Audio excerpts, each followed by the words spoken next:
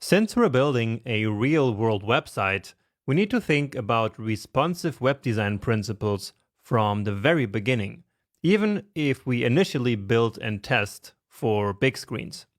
So these principles are really ingrained in the entire development process.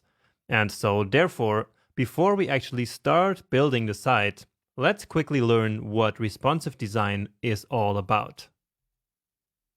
So responsive design, or responsive web design, as it's been more traditionally called, is essentially a technique that we can use to make a web page adjust its layout and its visual style to any possible screen size.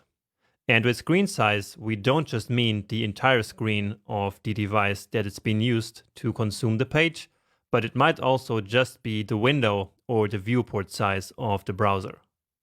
So in practice, this means that responsive web design makes websites usable on all devices. So no matter if you're using desktop computers, tablets, or a mobile phone, a responsive website will be easily consumable on all of these devices. Now, it's important to understand that responsive web design is not a separate technology. So instead, it is really just a set of best practices and of techniques that we use in our regular CSS. Okay? And speaking of this set of best practices and techniques, let's now actually learn about them. So there are essentially four big ingredients to responsive designs. And those are fluid layouts, responsive units, flexible images, and media queries. Now there might be more, and they might be classified differently, but these are really the big and important ones that you need to know. And so let's start with fluid layouts, which basically allow the web page to adapt to the current viewport width. And this is a behavior that we have already seen in practice a couple of times, especially when we used Flexbox and CSS Grid, which are fluid by default. All right. And we can very easily create fluid layouts simply by using the percentage units for all elements that should adapt to the viewport. So using percentages instead of pixels for all the elements that are usually part of any layout. So things that should really adapt to the viewport should always use percentages and not pixels. Also, we should always use the max width property instead of simply width. And we will learn a little bit about how this one works in the next lecture.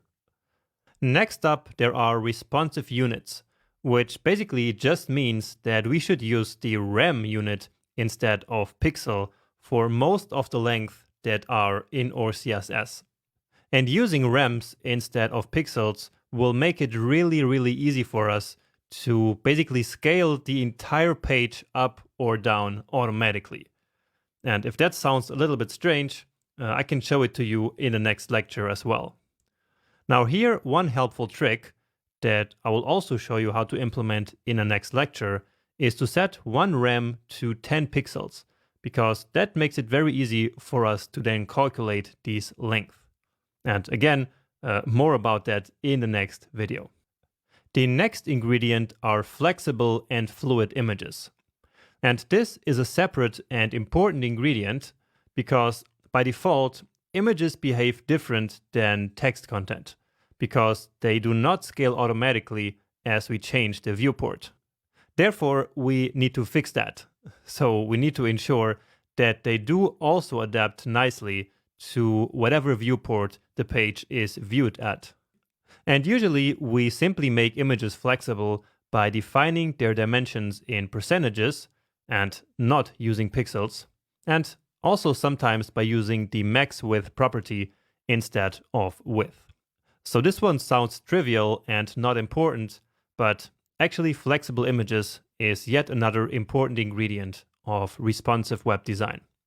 And now, finally, media queries is what brings all the other ingredients together and really brings responsive sites to life. So without media queries, responsive web design would not work at all. And that is because media queries allow us to change styles on certain viewport width, which we call breakpoints. So basically, media queries allow developers to create different versions of a website for different types of devices, because different types of devices have a different width. Now, just keep in mind that media queries alone are completely useless. We really need to start creating a fluid layout from the very beginning. And the same is true for responsive units and flexible images. And in fact, we usually write media queries only at the end of building a certain page or a certain component. And so that's why we will use fluid layouts and responsive units and flexible images in this section, but then media queries, we will only use them in the next section to really make this page responsive. All right. Now, just as a side note, of course, I'm not showing you all of this to scare you or to make you memorize all this information. So this slide is more like a reference for you in the future and also for us to guide us through this project. All right. Now, finally, we also need to talk about the two opposite strategies of building responsive sites with CSS. So the first one is the desktop-first approach, in which we optimize our interfaces for large screens.